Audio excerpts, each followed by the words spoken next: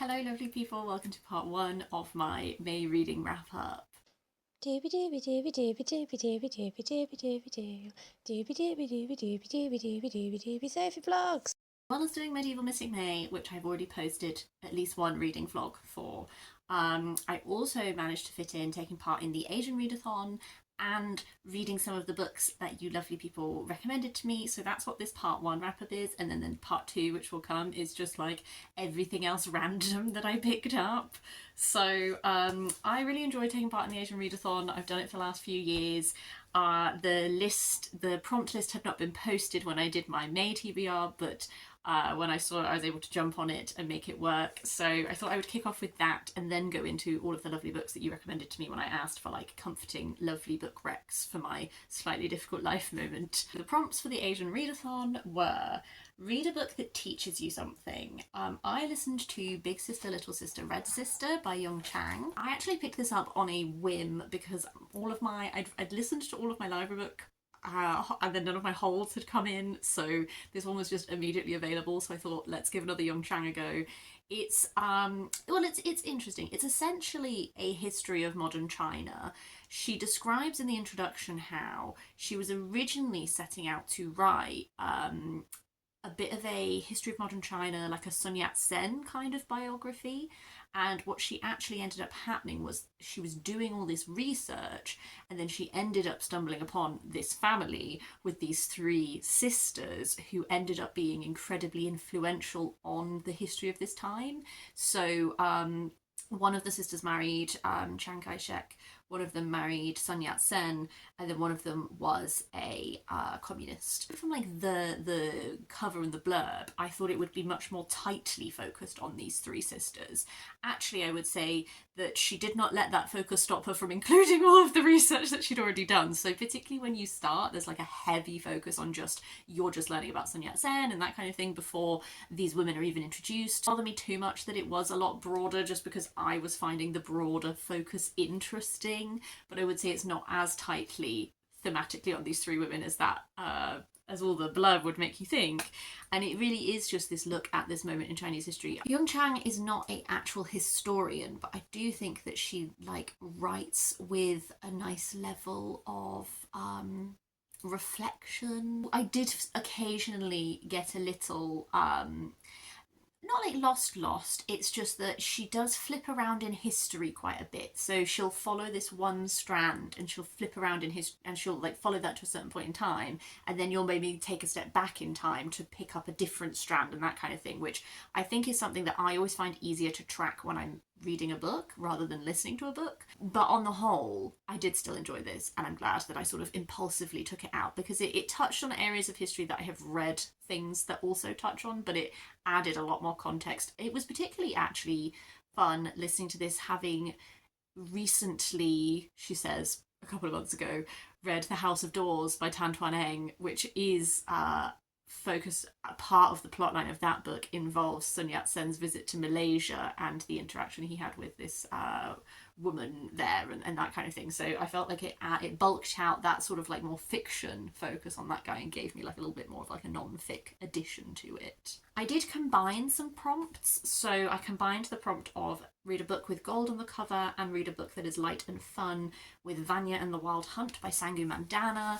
I've enjoyed all the Sangu Mandanna books that I've read, but this is my first of her middle grade. I think it is the first of her middle grade books. It's a very sweet middle grade that's very much, again, this was another one where I was like, I ran out of library holds and I was like, I like Sangu Mandanna's other work. It's a middle grade that is following Vanya. She's a very endearing protagonist. When you start the book, she's very much like her biggest concerns are she's been diagnosed with ADHD. She struggles to always feel connected to other people because she finds her experience of the world is so different to theirs. She has a school teacher who just is not very nice to her and does not understand neurodiversity, but her parents are very loving and they love her a lot. And sort of her biggest thing when the book begins is that she can hear books, and she's not told this to anyone, and she overhears the books talking about something that is about to happen and whether they should warn her and whether she'll listen if they warn her. And what ends up happening is stuff ensues, which means that she realizes that magic exists and that actually her parents know that already. And so she ends up going to this magical boarding school, and then shenanigans ensue. Vanya's a lovely protagonist to follow. There are a lot of very like heartfelt little moments in this that are to do with understanding that she interprets the world differently and reacts to things differently than some people, but that doesn't make it wrong. But that also, if she looks, there are a lot of other people in the world who actually are similar to her, and that she's not the only one who experiences this. And that's like a little growth journey that she goes on throughout that I found very sweet. It is a magical boarding school kind of thing. It combines a lot of mythology from lots of different strands. There's like a compelling conflict at the heart of this. I will say I don't think it like blew my socks off.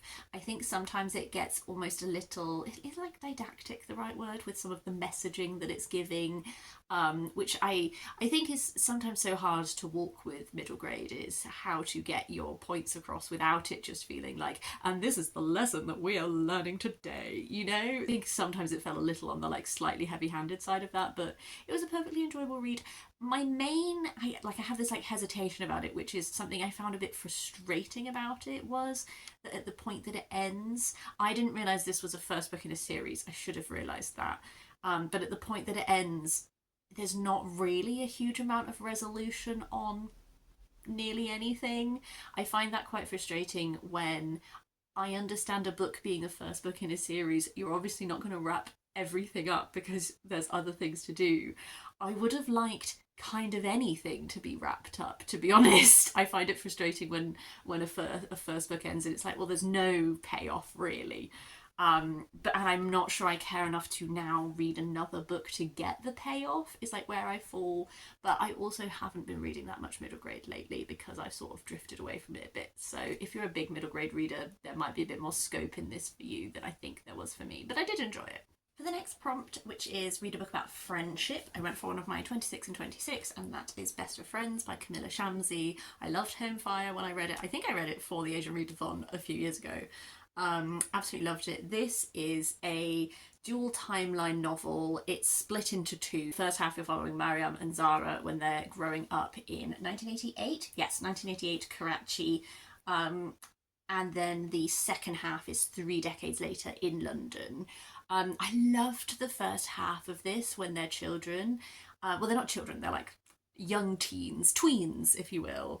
The moment in time that it's set at is really fascinating because it's this moment when the dictatorship fell and the first democratic elections were held, and all of this. So like you have this wonderful, these girls are coming of age within themselves in their like personal life, but also during this time of like incredible change. There's this wonderful scene where they're like staying up to watch the results of the election, and the parents are like, oh, you should probably go to bed now, and they're like, democracy is happening in front of our eyes, and their parents are like, oh yeah, we'll let you. It's what a like moment, like all of that kind of thing. Like I found that like first half of the novel so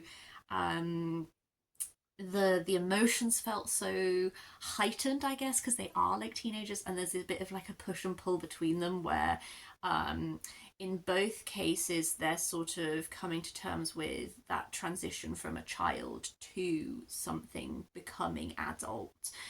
Bodies are changing and attitudes towards you are changing, and how your relationships work with other people is changing and everything. They're also from two very like different like socioeconomic backgrounds.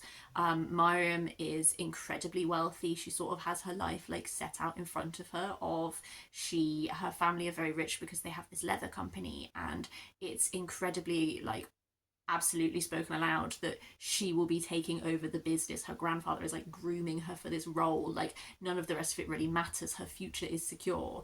And then in contrast, Zara is only at the same school because she has a scholarship and her mother is a teacher and all of this, and so she has a lot of pressure to perform well, and that's both in an academic sense and then also in like a behavioral sense. Like the standards of behavior set for her have so many more stakes to it because she does not have a secure future, and if she wants to get a scholarship to university, all of this kind of thing, like it's incredibly riding on her. And that plotline all sort of culminates with like this moment which changes things. I just found that first section, I was so gripped, I was so in it, I loved it.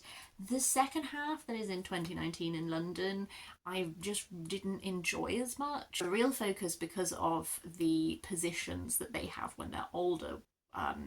Mariam is a wealthy businesswoman. Zara is she's a lawyer who has, because she's very politically involved in human rights and that kind of thing. And I know the piece of legislation I must have influenced the writing of this, because we had some legislation go through Parliament a few years ago which severely curtailed the rights of protesters, advanced police powers to a level where they can just arrest people who are peacefully protesting, all of this kind of thing. So I can really see like the actual moment in real life that clearly inspired some of the writing of this.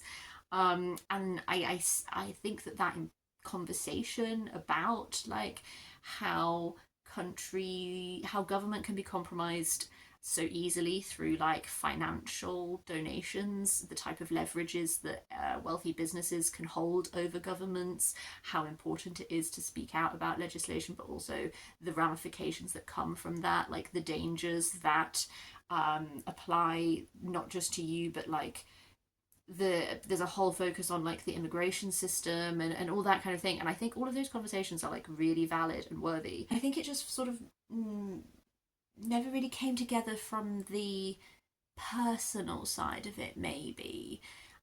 Well, I guess, first of all, Mariam and Zara are both so obscenely well off in the 2019 plotline that nothing they do really feels real to me, because they're just both like insane levels of wealth and power that it's just like, what? And so then I guess also some of these conversations, like it's really hard to feel like there's a lot of stakes involved, and some of the like, oh well, I'll just do this and then you can do it, like that all I felt like that it became slightly less rooted in like, I know that Mariam is still very well off when she was a child, but it was much more rooted in like reality. And there's a whole plot line that is to do with like the specific fears that women have, and they're like awakening to that as children, and that is kind of carried into this modern plot line. I think some of the stuff that happens in the first half that I'm trying not to spoil has had such a defining role in at least one of their lives in a way that doesn't always feel, for the level of like wealth and privilege etc that these people have achieved, to be so defined by this one moment when I don't know, it really kind of fizzled for me, I guess. Friendship, like it made me question like why they are still friends, I guess. Like I thought when I was reading this that in the modern plotline they wouldn't be friends, and then they might be meeting again and having to deal with the fact that they used to be friends. But no, they are still like besties. It feels weird to me that they go like 30 years without confronting any of this if they've remained this close. I don't know, I have so many aspects of this where I just feel a bit dissatisfied. I mean, she still writes beautifully. This one didn't like dazzle me, so I was a bit disappointed in that. Final prompt. I don't know if I can count because I didn't end up finishing this book, but I didn't dislike the book, so I thought I would still talk about it just as well. And that is a book about fighting a hidden or internal struggle. And now I will say, I think I slightly didn't understand what this book was, because I'm not sure if it actually really does apply to this prompt. But the book that I assigned was Mina's Matchbox by Yoko Ogawa, which was also one of the books that I got recommended to me when I asked for lovely book recs. This was a recommendation from Dia, from Novel Idea.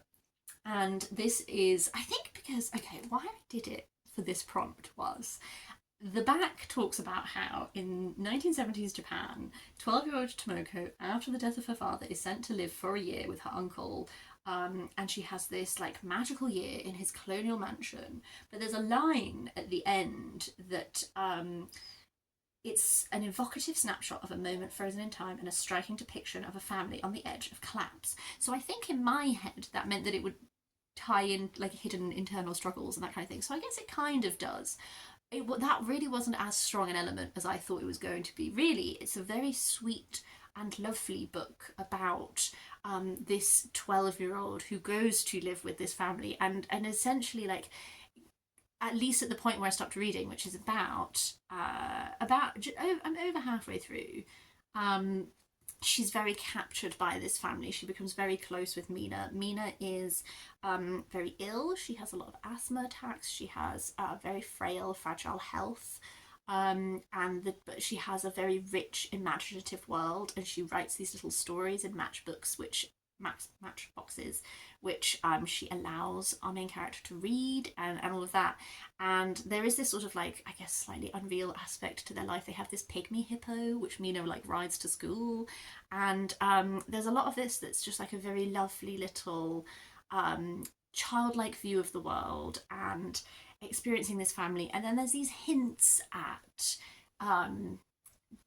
secrets and stuff. The uncle disappears for long stretches of time, and there's you as the reader are wondering where he's going. And at the point where I stopped reading, I did get the answer to that, but I felt it was slightly anticlimactic. It was just sort of like given and then ended.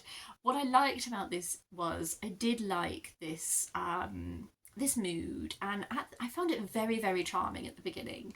Why I DNF'd it was partly because I have to return it to the library today because someone has a hold on it and I can't renew my loan, and I haven't finished it yet.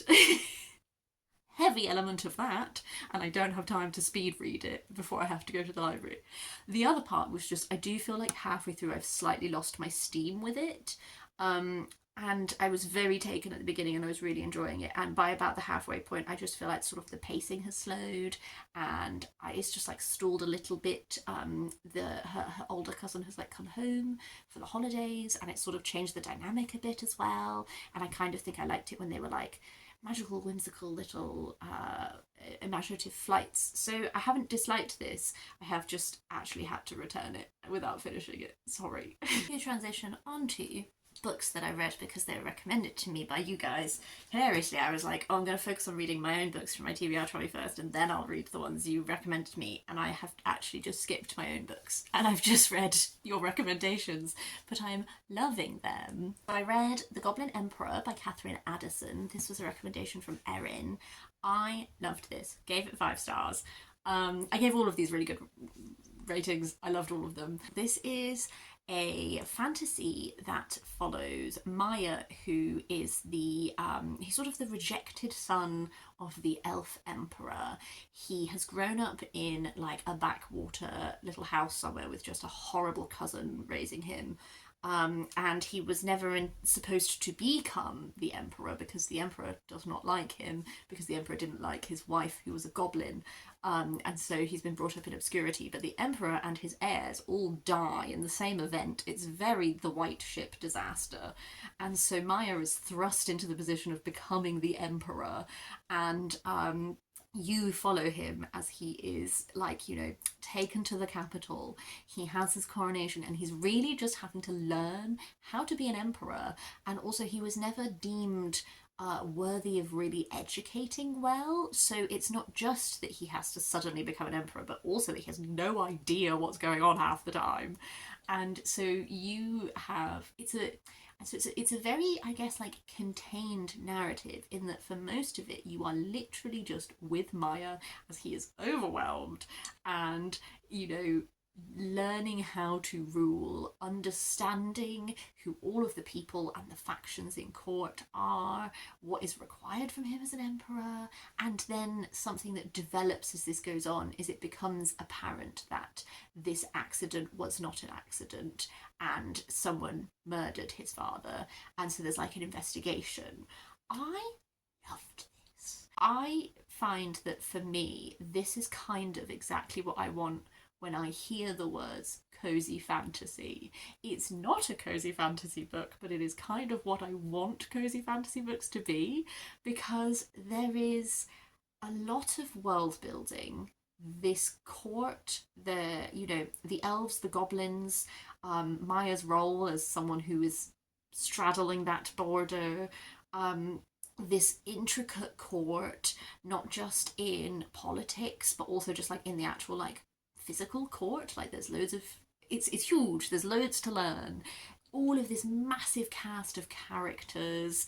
There's so much detail that you get to learn because like Maya's learning it, so you're learning it, and Maya's trying to understand everything, so he's getting stuff in detail. So it makes a lot of sense to get that level of detail coming through. Like that really satisfies something within me. I often find I talk about this in my spoiler alert in my next TBR readings bar video. I will be talking about a cozy fantasy book that I read, and one of the things I felt is I thought it was lovely, but I always want much more. Like I just want to know how things work a lot more than I think in general cozy fantasy wants to give, because that's not really the point of what those books are doing. And I recognize that's a me thing, but that's what I'm saying when I was like, this level of intricacy of having thought everything through, ooh, scratches a little thing in my brain. And then I think the other flip side that makes me want to call this like a cozy fantasy book is that there is such a kindness at the heart of this book. Like Maya does not like his father, the old emperor, because he was horrible to him. He loved his mother very much, who was mistreated. He was brought up by a man who was actively cruel to him, this cousin who was looking after him. And he, as a result, makes a lot of decisions that are not typical of someone in this role, because he's much more inclined to think of people as people and to want to be led by compassion and to not want to, anytime he feels tempted to pass his own suffering on to other people, there's a real investigation of that happens. He really holds himself, generally tries to hold himself accountable for not perpetuating onto others horrible things that happen to him, or that kind of thing. So I just found as I was reading it, there's a real like kindness running through, and you know, another thing that I think that follows on from that I like is that there are stakes and ramifications by being an emperor who behaves in a way that has not historically recently been the case. He upsets a lot of people and things, and those have real consequences and danger to life and all that kind of thing. So it's not that there is like nothing that happens, but equally it's really not that plot heavy a book at the same time. I think I'm sort of mangling my description of this. It's very slow paced, it's very detail oriented, it has a lovely cast of characters. I like, genuinely, by the end of the book, there were characters that I was like, oh, they've got my heart. Oh, I can't believe this happened. Like, this will mean nothing if you haven't read the book. Like, towards the end of the book, when Belishar was like, so, like, we're friends with Maya, I was like, I lost my mind. So it's one of those funny ones where I can really see how you can read this book and be bored to tears. Such the perfect read for me in this moment. Loved it. There's a few plot details which I think if I thought about them further, I might have niggles with. There's a plot strand that is to do with like a group of people who are essentially, I guess, there's so many like actual historical comparison points I could make with this, but I'm gonna say like levelers. And essentially there's like people who want more rights for people, and therefore that puts them in opposition to the emperor. And I find that as my politics would be aligned with, maybe we shouldn't have an emperor at all, and just because you're a nice emperor doesn't mean that like these people don't have a point about like how bad having an emperor is for the common man. And I would be very interested. I know there's like sequels, I don't know what they're about. I would be very interested if any of the like other books set in this world explore that sort of like greater outside of the court world. If they do, I mean, I'm kind of interested in reading the other books in this series anyway, but I think it's been very interesting to be so hyper focused on this like court intrigue politic, and to just get snatches of what the outside world is like, that it would be interested to explore that a lot further. Next up, I have to give the biggest, hugest thank you to Kerry at Kerry Books, who very, very sweetly sent me like a little care package.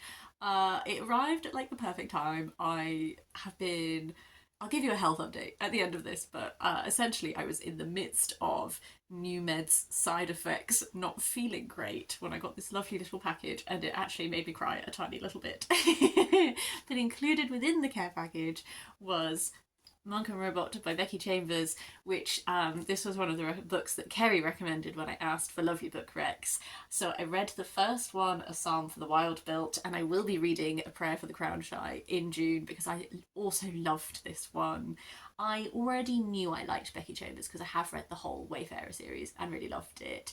This I really liked, I guess, the extra aspect of like there's a slightly like philosophical focus for this one. So you're following Dex, and they are a tea monk. So they have this yearning to leave their life behind and find somewhere where they have crickets, where they can hear nature and all this kind of thing. So they leave their current profession, they train to become a tea monk, and then they go out into the world and they travel from town to town. And I really loved already that whole setup. Like, I loved seeing this vision of a world in which humans came very close to going too far and managed to pull it back and build a society that is much more sustainable and cares about the earth and also each other more, and that whole thing, like this vision of like a potential world, it just made my little heart melt. And then when Dex is out in the world, they meet a robot, and the robots had removed themselves from this world. There was an agreement with robots and humans that when the robots reach sentience, they went off, and it's to the robots to re-establish contact if they want to, not for the humans. And this robot has come because they are the one who is to establish this contact, and they go on this little journey together where they're very much like learning from each other. And I found that all very, very sweet. I liked a lot of there's a lot of like little, because a robot is trying to learn what humans are like when having only known them theoretically, and sort of vice versa in many ways. So there's a lot of give and take, and Dex is someone who's really searching for a purpose, who keeps reworking life in pursuit of this purpose. And there's a lot of conversations that they have about larger moral topics to do with like humanity, robots, etc., and then also much more individual conversations about the types, the way that Dex feels, and this feeling of lost and this feeling of lack of purpose and all that kind of thing. And I did enjoy all of that. I think maybe what is interesting to talk about this one just after talking about the Goblin Emperor is that one of the things I felt is that I just want more, and I always want more from like, I want to know way more about this world. I want to know way more like plot detail and all that kind of thing. So that's where I'm excited to like essentially immediately start reading the next book, is that I would like to know a lot more about this world, and I'm hoping to get a little bit more of that in the next book, and I'm interested to see where it's going to go. So this is going to be a June read. The final book for this part 1 video was recommended to me by Books at the Bottom of the Stairs, and that is Dandelion Wine by Bradbury. This one was also a 5-star read for me. I absolutely loved it. It's completely different to any Ray Bradbury that I've read before.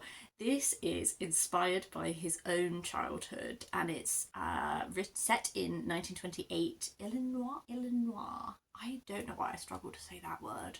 And you're ostensibly following Douglas Spalding, who is a boy who's about to have this incredible summer, and right at the beginning of the summer he has this intense revelation that he is alive. He feels the connectedness with like the world. He just has this like vibrant awakening to life. And then what sort of inevitably follows as this goes on is that he has an equally intense realization about his own mortality.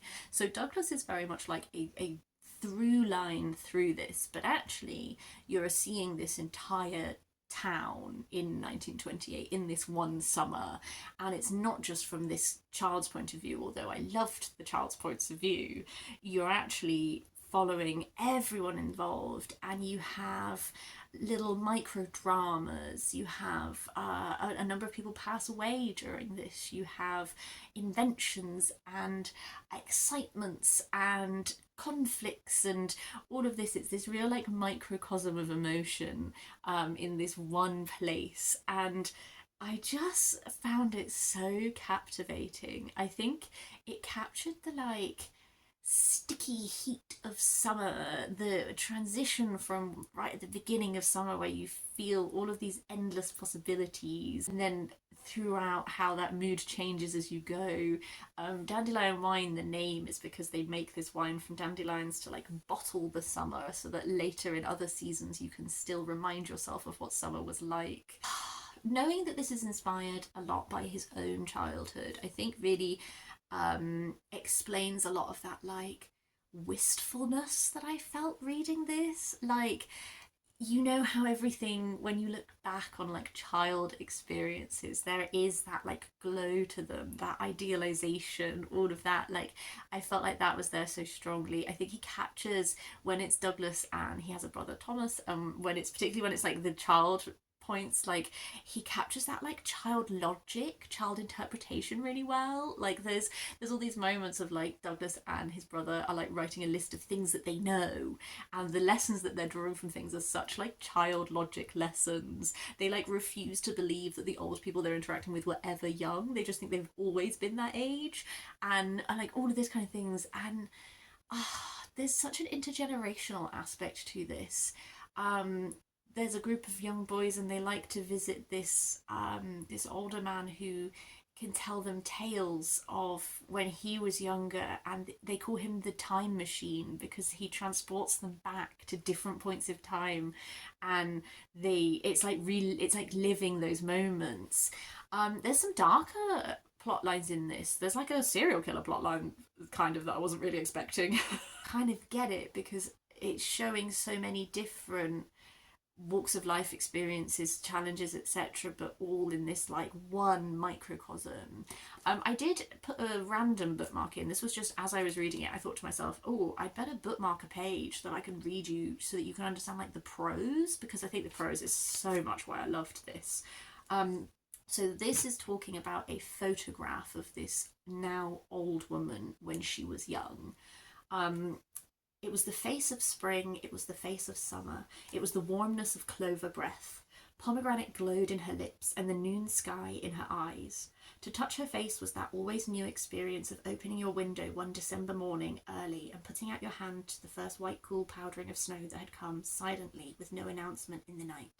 And all of this breath warmness and plum tenderness, was held forever in one miracle of photographic chemistry which no clock winds could blow upon to change 1 hour or 1 second. This fine first cool white snow would never melt but live 1,000 summers. Like, can you see what I mean? Like this prose, these descriptions, these sensory, like, oh god, I just felt the capturing of all of that. I just absolutely loved it. I found this so wonderful, and I really, really enjoyed experiencing like a different side to Ray Bradbury. That was really fun. I did just want to just close by first of all thanking you again. If you left me a book recommendation, I have made a big list of them. I am working my way through them. It has been really lovely to read like some absolutely like brilliant books. Things are like a little better than when I did my like little life update video. My mum and stepdad are out of the hospital, and also sort of out of the like danger complication zone, so although there's like a lot of healing to go, it's much more like healing broken bones and not like, good lord, get that woman back into A&E, you know. So that's been a big weight off. And then with my Crohn's, May has been like starting medications. I have been having some side effects, but none of the like crazy serious side effects so far. Like my temporary medication made me not feel great. I've just started one of the 2 long-term medications I'll be on, and I'm also not feeling great.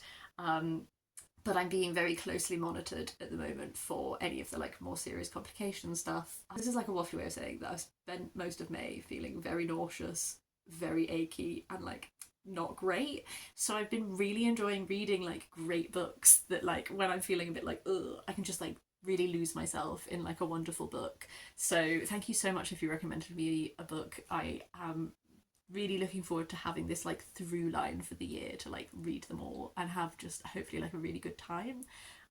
So yes, I'll stop yapping. I hope that you had a lovely May and a lovely day. I'll see you next time for something different.